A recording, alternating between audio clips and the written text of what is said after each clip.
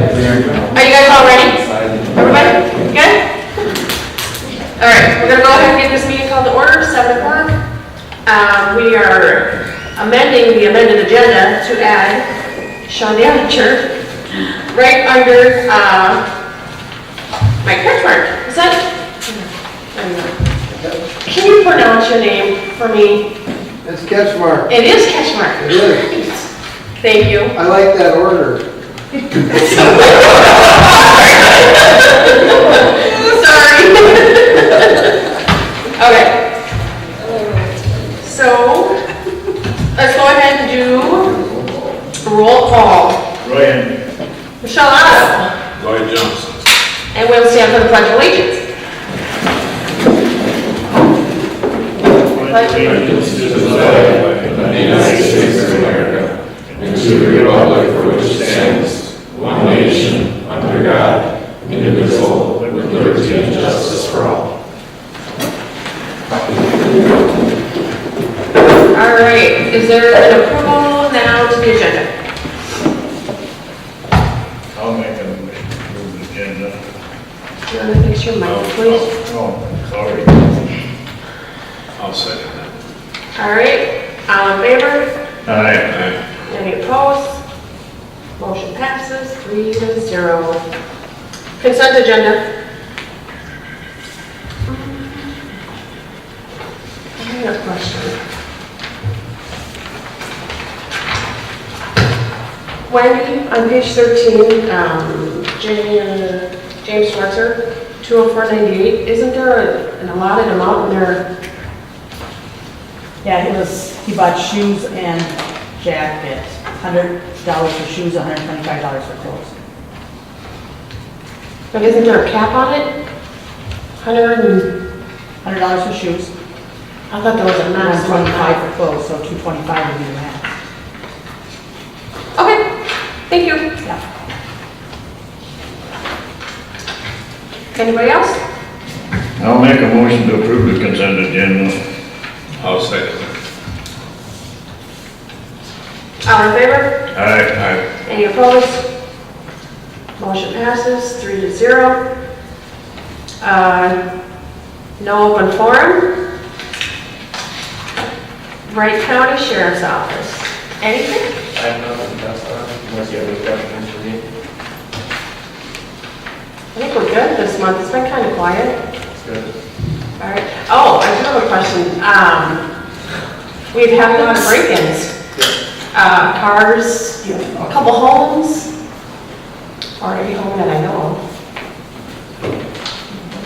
So I had seen on the community page with a lot of the car break-ins and stuff, and I do patrol the neighborhoods at night, and I know some of my partners do as well, but a lot of that, I think it's probably younger kids and stuff, so if they see headlights, whether it's a fully marked squad car or anybody, they're going to be ducking off through the backyards. And I just encourage anybody to lock your cars.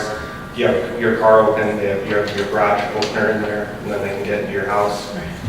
Luckily, it seems like this is, I hope, kids, not people that are trying to get into homes and steal cars and stuff like that. But we'll continue to patrol the neighborhoods overnight. Hopefully, this isn't an ongoing issue. Hopefully on quiet time to get school started. Yeah, let's hope. Okay. Do you know like how many cars or anything like that roughly? I don't know how many exactly. I've been on vacation, but I saw on the community page. I'll be reading reports when I get out of here. Okay. All right. Thank you. Yep.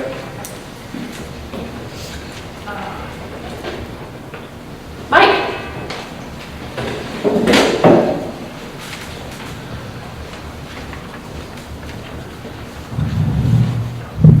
Well, my name is Mike Ketchmark, and I am running to be your next Wright County Sheriff. I want to thank the council and the mayor for giving me an opportunity to speak for a couple minutes tonight. So I was born and raised in Wright County. I live in Woodland Township. I've been with the Sheriff's Office for 25 years. And included in the 25 years is 15 years as a field training officer, where I trained new deputies as they got hired, including my opponent that's also running for sheriff. I've been a Metro Transit police officer for the past 18 years. It's been a great opportunity to work with a diverse group of citizens and officers from around the metro area. And I've had the opportunity to work a lot of large-scale events like the Super Bowl, National Republican Convention, Vikings games, and the All-Star Game. Other experience I've had is teaching at St. Cloud State University through the Alexandria Technical College for the past 10 years, approximately 400 law enforcement students that were finishing up their training before they became peace officers. Topics and issues that I'd like to deal with if elected sheriff would be have a more collaborative effort to deal with mental health, opioid and other drug addictions, phone scams, and identity theft in Wright County. And I know firsthand from working on patrol that many of us know at least one person that's had to deal with one or more of these problems in Wright County. Another topic would be to have more of a group effort with local fire departments, EMS, and other law enforcement agencies, especially as it relates to school and church safety. So we'd have more of a group effort with training and in these areas. And I think we could use some work with that so that we could work together. We all have churches and schools in our communities, and we have to work together with these groups. If an incident comes up, which is too common, then we can all work together with that. I've been with the Sheriff's Office long enough to work for 3 well-known and well-liked sheriffs, and I was able to see what works and what doesn't as far as the philosophies and focus. I've interacted with the citizens for the past 25 years, and the employees and administration, so it's been a good opportunity to see what everybody likes in the county at the different levels, and I'm looking forward to the challenge of being the sheriff. So in other words, I know the way it used to be, the way it is now, and the way it should be. So I have a Facebook page and website if you look at those kinds of things. Otherwise, I have resumes that I've handed out here tonight and business cards, but I hope for your vote on November 6th to be your next Wright County Sheriff. Any questions? Thank you, Mike. All right, thank you. Thank you. Have a good night. Sean?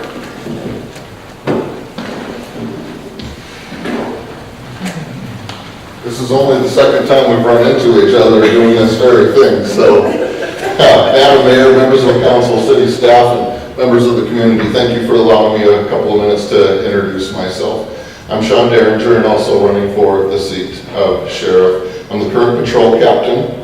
For those of you that don't know, the Wright County Sheriff's Office is the 3rd largest sheriff's office in the state, and the patrol division is the largest sheriff's office patrol division in the state. And it's also the largest division within the sheriff's office. There's 97 people, including myself. I have 2 lieutenants, 9 sergeants, and 85 deputies currently underneath my command.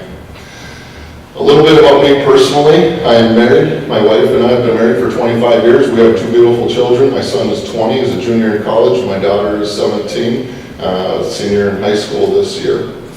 We live in Maple Lake. That's where we've lived for the last 24 years.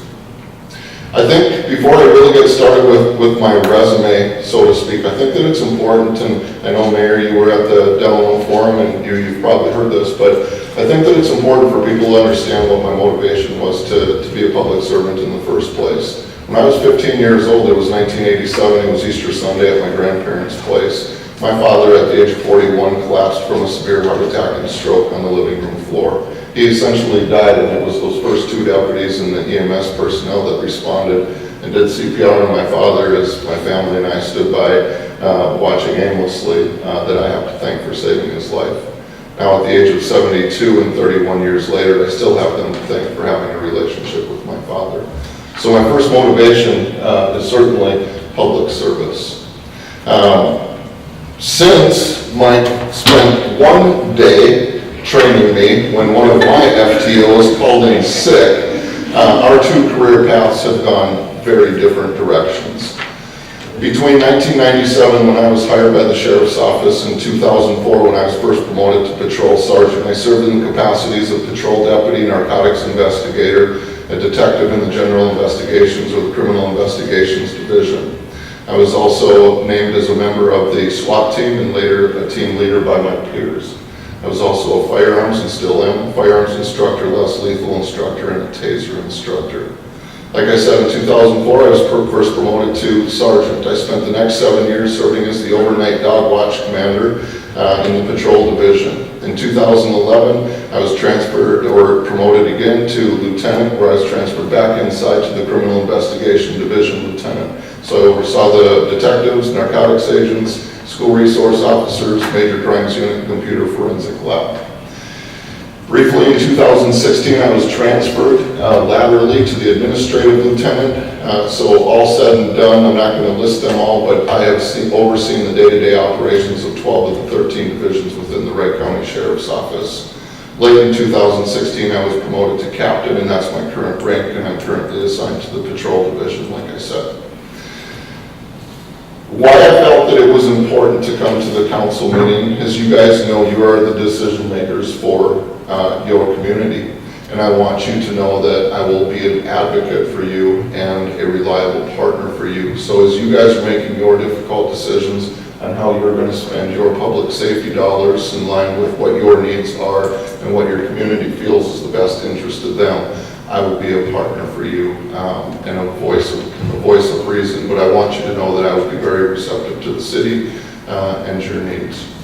Just a side note, in 2014, I also attended the Law Enforcement Institute sponsored by the FBI Law Enforcement Executive Development Association.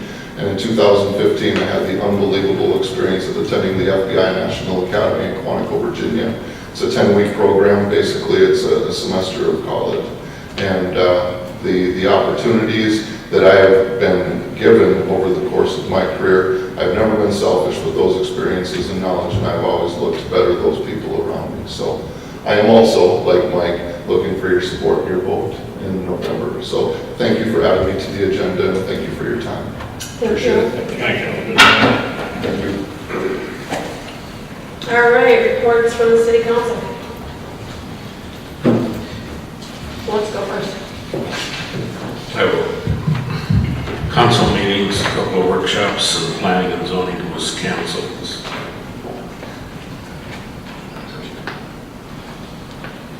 I attended a few council meetings, went to the planning and zoning meeting. That's about it for right now. Let's see, I did Park and Rec, City Council, personnel, staff meetings, meetings with business owners here in town, residents. Pretty quiet, no, actually.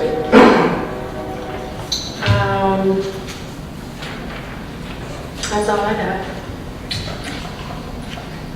Are we putting the discussion on the council salaries under us, or was it under Park and Rec? I will go with it. So, I put it under commissions.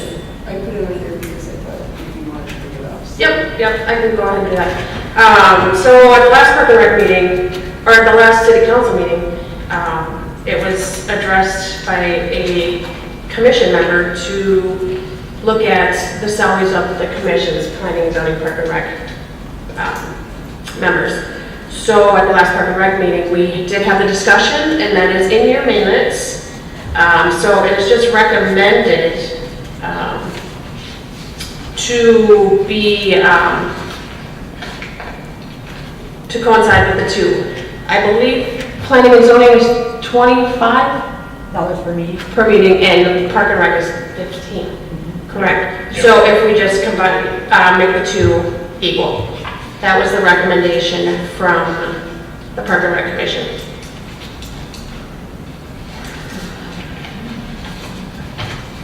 Is there any discussion on that? So in other words, you just make both of them $25. Correct. Yeah.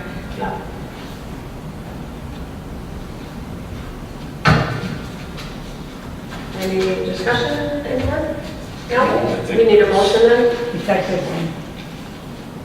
Effective, When? would it be the first of the year? January 1st. January 1st? Is that your motion?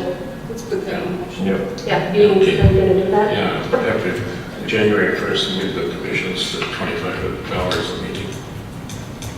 We're just talking about park and recreation. Park and Rec to be equal with the planning and zoning. Is there a second? I'll second that. Lloyd, Aye. I'll vote aye, and Roy. Aye. Motion passes 3-0. Kevin?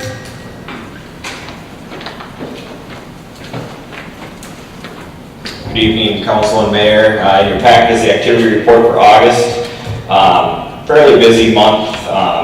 It's one of the few months that we've had ever since I've been on the fire department where we have more actual fire calls rather than medical calls. We only had 5 EMS runs, and then all the rest of them, so 10 were other than EMS runs. So usually the ones that are non-EMS runs require a lot more time from our staff.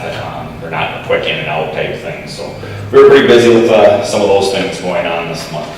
Otherwise, we had Montrose Days, and I'd just like to thank all the community members and people for their support during our events during Montrose Days. We had a very good year this year. We got good attendance at our pork chop dinner and a lot of people playing ring toss. So that's all that I really have. The only other thing that I'd like to just mention is if anybody knows of anybody who's wanting to serve the community, fire department is accepting applications at this time. We'll be getting something in the newsletter. We're always looking for hardworking volunteers to help us out. There are good incentives also to being on the fire department. So if you know, or you guys can spread the word, or citizens, if you're looking for something to do with your free time, please come join us. We're looking for people to staff our ranks. So. How many currently do you have? How many fires? You don't want to ask. I don't want to ask that question. I'd have to get the trucks out. 19 or 20 is what we're at right now. We have to keep a roster of 10 to keep our fire state aid, which shouldn't ever be a problem realistically. And we have yet to ever have a call come where nobody responds. So, which is actually very impressive for daytime calls. There are a lot of fire departments who I'll listen on a day off or something like that. Somebody will get paged and you'll never hear from her. It does happen. I'm waiting for the day it does happen here. Hopefully it's just a minor call, but luckily we have good mutual aid partners as well who kind of listen in on stuff as well. So, any other questions? Okay. Thank you. Yep. Matt?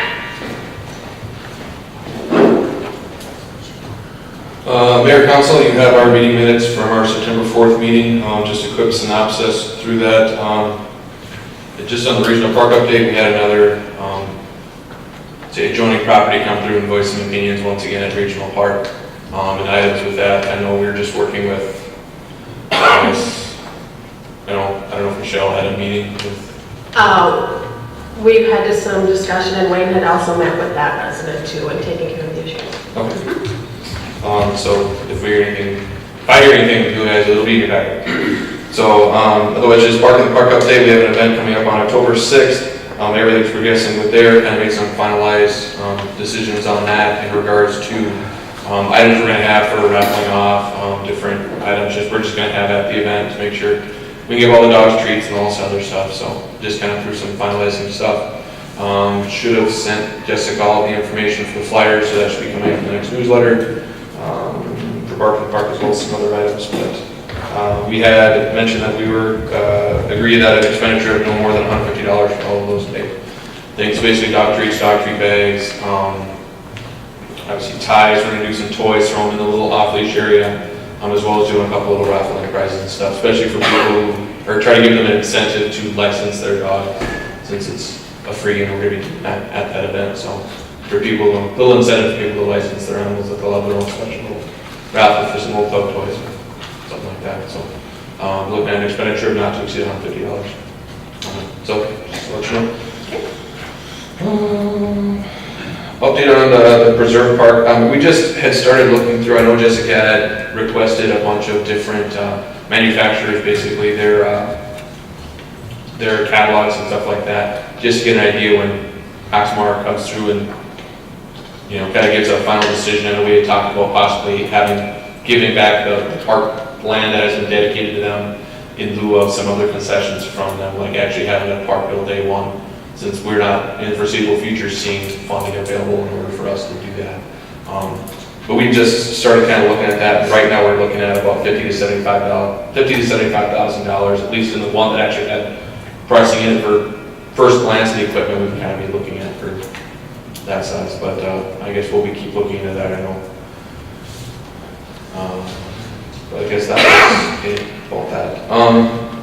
Breakfast with Senator tree lighting event. I know I was at the last Montrose Days meeting, and everything's going to be moving forward. As far as I know with that, Park and Rec is still planning on doing the tree lighting and then basically doing the ornament decorating that morning, and then doing the tree lighting caroling and all that other stuff that evening. Flyers should be seen with that, as well as in your next newsletter as well. That'll be another event that comes, in December. So get the ball rolling on that one. There's new business, finance update. We're well within our budget. We had the discussion of commission member pay, and just for all clarity, I was the one who brought it up to Michelle's board, but just asking me if you guys review yours, it just might be a timely matter in order to review all the commissions. And that's basically all it was, just so you guys can review. So, everybody kind of starts at a fresh point at the beginning of the year, so. That's all basically all it was. Upcoming events, once again, we're gonna have Bartlett Park October 6th, Halloween decorating contest. We'll see a flyer come out with a newsletter with that. Tree lighting event, Christmas decorating contest. Once again, that'll be in the newsletter. Skate day will be in the newsletter. I do believe we set the dates for the skate day, when we'll be around for Halloween decorating contest, and when we'll be around for the tree lighting, or not the tree lighting, the Christmas decorating contest for running around. So we'll see all those dates come through, and unfortunately I didn't write them down, but I have them on there.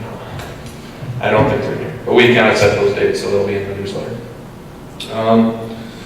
Forest Creek Park, Adam Myers happened to send us stuff. He's actually an employee of Landscape Architecture out of Delano, and had happened to send us some information on just kind of some first glance of kind of just trying to get a preliminary budget estimate of what we might want to be putting at Forest Creek in the future and stuff like that. Unfortunately, he was not able to attend, so we just kind of reviewed what he had sent, just some of our preliminary comments and stuff like that. I had sent those comments back to him today. I haven't heard anything back, but basically just saying that we don't have any capital funds currently for that yet, but they're also talking about grants and possibly keeping their eyes out so that we could, with that one, just trying to get those kind of items. Just so that we're all in the loop and we're all trying to progress to getting the park over there, because we still feel that it's a need. Even if we can find some other avenues to get that funded, and they might even do something. He had mentioned doing some third-party fundraising for stuff like that, so it seems to be something similar to like what the Lions would do for fundraising, and then, like you say, a major dedication at some point. But at least this way we would know kind of what we're thinking, what they're thinking, what the residents are looking to get, how much it's going to be, and possibly when, at least in the ballpark time in that frame, we could actually reasonably get one put it over there. You have any questions about that? I agree with that. And that, I believe, that was it. Any questions, concerns, frustrations, anxieties? I think we're good. Okay. Thank you. All right, perfect. Thank you. Deb, planning zoning. I just wanted to give you an update on code enforcement. I started in with it pretty much right away when I started working for the city. And I just wanted to kind of go through the process with you so you understand. What I do is I receive information from residents or from one of you about a property that might have a blighting condition. So what I do is I go out and I evaluate that property, and if I think there's something that needs to be addressed, I go and take pictures of it, and I send a letter to the property owner. And some of the notices that I sent out, there's notices for recreational vehicle parking, because they can't have it on the grass next to their house. It has to be on a parking pad. So when I send something out for recreational vehicle parking, I send them our ordinance that talks about how they can build a parking pad and what the requirements are, and then I give them the application as well. And our city engineer worked with me on that. We've updated the application and made it, I hope, easier to understand exactly what they have to do, and I think people have been receptive to that. I also send out for tall grass and weeds. This year's been tough with that because with all the rain, like I drove around on Friday, there was a lot of properties, but it had rained all week, so I decided that I would wait until today to see what happened, and a lot of them were mowed. So that one is a touchy one. And then just blighting conditions, and as you're well aware, there's some properties in town that had a lot of blight in their yard, and I did send a letter, and I'm happy to say that they did clean up. So it's working, and It's also working, I think, for people to see me driving around because there's properties that I was going to address and I drove around and I was taking pictures actually. They saw me taking pictures and within a week the properties were cleaned up, so that's working as well. I also go out and talk to people personally. I know there was some concerns about the camper and the truck at Dollar General, so I went and talked to the manager, and that was moved within that day. He moved everything. So I do try to make some personal contact with people. And I also do work with property owners. I had the one property, she said, I just need 2 more weeks. And so I worked with them and everything is gone now. So I tried to work with each person because I do understand that sometimes there's circumstances where they can't afford to get it cleaned up right away or they don't have the help to clean it up. I'm also, the mayor and I had a meeting, and Wayne, I think you were in that meeting with the Wright County Sheriff's Department. Very helpful, gave us some great ideas of how to address some of these properties that aren't compliant with what I'm asking them to do. So I think we've got that figured out now, and I'm excited about that. I'm also working with Matt and with Sean just to update ordinances and make them easier to enforce. And the Sheriff's Department actually had some good ideas on that, and Matt and I are working on the vehicle parking thing right now. I am going to start this fall now to send out thank you letters to people that have complied, just so that the word gets out and they understand that this is important to the city. So I just wanted to give you an update on that. That was actually, I'll be honest with you, it was actually Matt's idea to give an update once in a while, and I do appreciate that because it is important for people to understand that we are looking at that and that it is important to the city council and to staff that we keep these places clean. So if you have any questions of me. No, I've been driving around and things are starting to look decent in places that I've seen stuff sitting around that's not around no more. Yeah. So people are cooperating. There's still some that I have to address, and I'm working on that slowly but surely. I will be honest with you, I just recently, with the help of Matt, understood that there were some changes to the ordinances and some resolutions passed that we as staff members, due to what circumstances, we didn't know that they had been passed and we didn't have copies. So I am working on that, and we're going to redo the process a little bit with some of these properties, and I'm actually kind of happy with what Matt helped me find because it gives me a little more leeway to come down on some of these people. So, nothing bad. I'm not going to hire a hitman. So I just wanted to give you an update to let you know that it's a process that I continue to work on. I spend a lot of my Fridays. Typically, I'm here till 3 in the afternoon, and I just do code enforcement that day. So. You're doing a good job. Thank you. Yeah, I just want to touch base on that too. I know back in April, we had some planning and zoning commission members show a lot of concern that with some changes that were made in the city, that the ordinances that they did pass were going to be a problem moving forward. And we tried to address that issue with them and encourage them that we were still going to go proceed with everything that they passed. And so it has been a process for Deb to continue to do that, but you're doing a great job. So every day she's out there, like she said, the city typically closed at 11, but Deb's hanging out till 3 to make sure that all of these things are taken care of and people are more informed as to what our ordinance are. So I thank you for the hard work you're doing. Thanks. Let's see. Public Works, Wayne. I'm actually going to present this one, and if you have any questions, you can talk to Wayne. We approved, remember, when we evaluated all the job descriptions for all the employees, we at the time did not have a maintenance clerk or 2 on staff, so we, I guess, neglected that whole thing. And now we are taking applications for a maintenance worker 2 position, so we had to change that job description. And if you remember from the other ones, the only change in that was where it says reports to, it said city council first, but we changed that where they're going to report to the public works director first. Okay, so that's the only change. So I just need a motion to approve that job description.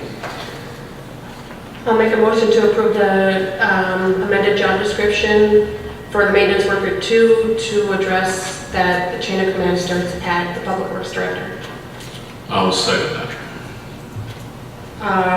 Roy? Aye. Lloyd? Aye. And I'll vote aye, motion passes 3-0. Thank you. Sean? Mayor and Council, the item before you tonight is an update on the anticipated schedule for the Trunk Highway 25 project. Within this schedule, there's milestones identified along with anticipated start and end dates. There is some padding built into these items here, to allow for some flexibility and adjustment if need be. And as we progress through this, we'll update this and present it. As you can see on the schedule here, currently the plans are in front of MnDOT for their 6% review. We're anticipating to go back in the next week or two. Then we'll address those comments, work through them, and work towards meeting the 90% plan set. Just an update tonight, don't need any kind of action, but happy to answer any kind of questions you might have. Okay. You guys got anything? All right. Nothing under old business. New business is, Wendy, you want to take over on the general fund budget levy? So this is the levy that we had the workshop on, the proposed levy. Once again, as I stated in the workshop, this is the proposed levy, not the final. So we will have the opportunity to meet again and go over it and come up with a final levy before December. I just listed a couple items that it includes. As we stated in the workshop, this preliminary levy is about $100,000 more than last year's. The main place where I guess the $100,000 is in our capital improvement fund. We are looking at reconstructing part of Emerson Avenue North, which is, if anybody know, it's right up by the ball field. It starts out on the south end a little bit wider because it was widened when the development went in, but then it gets narrow by the condominiums, and then it widens out again, and the road is in bad shape. We've overlaid it once, it's breaking up again, so if we're going to fix it, we might as well fix it right. So out of the $112,000 increase over last year, $100,000 of it is for Emerson Avenue North. So that's pretty much our increase in our levy. So with that, I also did a comparison from last year's to this year's. So as you can see in the general fund, it's a little bit higher. Public Works, we increased our, what do you call it, seal coating.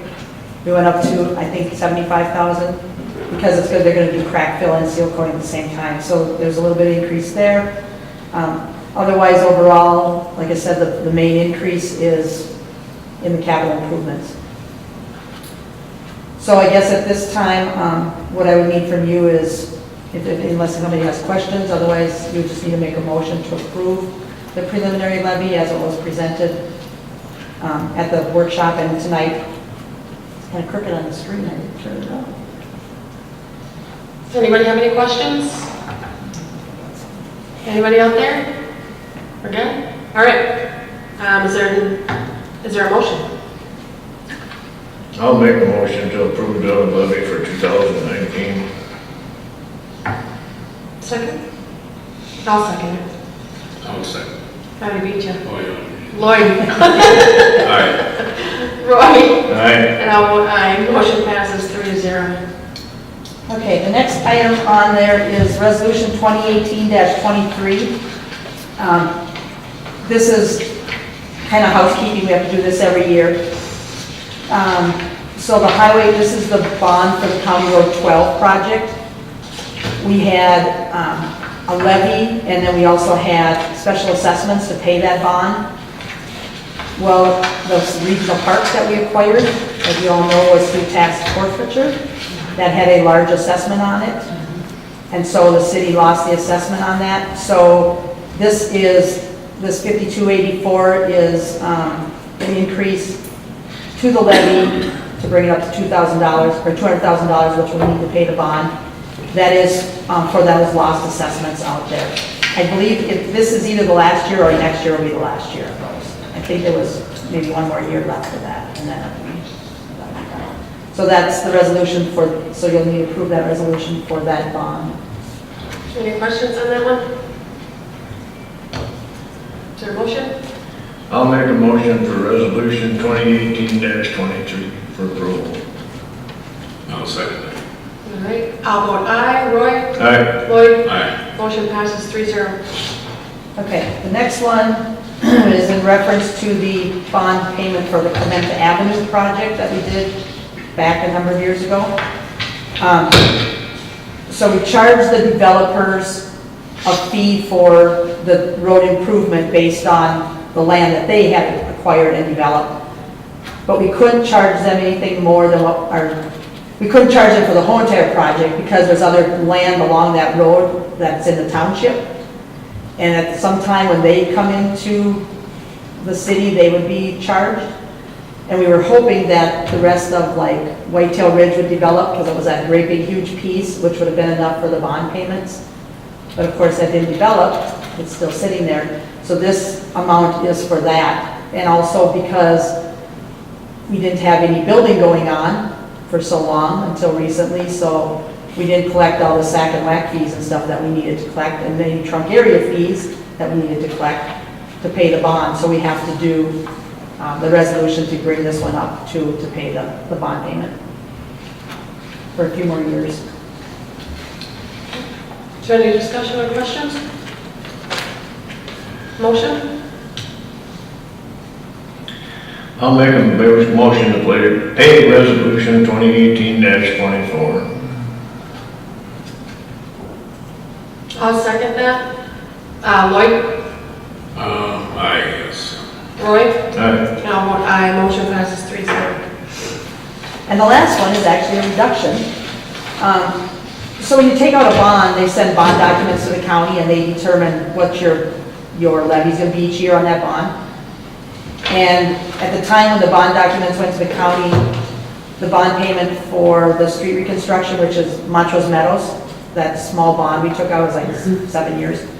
At that time, the levy was supposed to be $60,900, but because interest came in lower than I think they anticipated, we only have to levy $60,000. So this is a reduction of $900 to the levy for that bond payment. And that's a short bond. I want to say it's 7 years. Is there any questions? Is there a motion? I'll make a motion for resolution 2018-25 to accept it. I'll second that. Roy? Aye. I'll vote aye. And Lloyd? Aye. Motion passes 3-0. That's all I have. Thank you. Thank you. Upcoming meetings. Planning and zoning has their meeting on September 19th at 7 o'clock, Community Center. The Trunk Highway 25 meeting open house is October 9th, 5:30, Community Center. And the next Park and Rec meeting is October 1st, 5:30 at City Hall. Acknowledgements. I'm going to start this, if you guys don't mind. I'm going to go ahead and thank staff for putting all the budget and setting up the levy and letting all the new potential council members attend and join that. I want to thank Lori Wilhelm, Jeff Madsen, and John Barner for their time at Montrose Days. They put in numerous years and they put in a lot of hard work, so I want to thank them for that. The fire department, the Lions, Girl Scouts, Boy Scouts, and the royalty for all of their work at the Montrose Days. And again, Deb for her work during going through and doing all the ordinances. I'd like to acknowledge my grandson for furnishing the candy for the council for Montrose Days Parade. I forgot about that, yep. That's it. Nothing? Joe, quick question for you, new members. Put me on the spot. There is 7 of us. I don't know everybody yet because there's some new faces that we just brought on. Okay. Myself, Jeff Krause is still there, Ben is still there, Terry Vanderbeek is now on the board, and there's a couple other ones that I don't really know that well. I can't even remember first names and horrible names, so. Okay. All right. We are planning our Halloween dance still. That will be MEA weekend, which I believe is the 19th, Yes. the MEA weekend, so the Halloween dance will still go on the 19th. And then we have breakfast with Santa, which will be on the 1st, so everything's still rolling. Awesome, thank you. Anybody else? Is there a motion to adjourn? Make a motion to adjourn. All in favor? Aye. Any opposed? We're adjourned.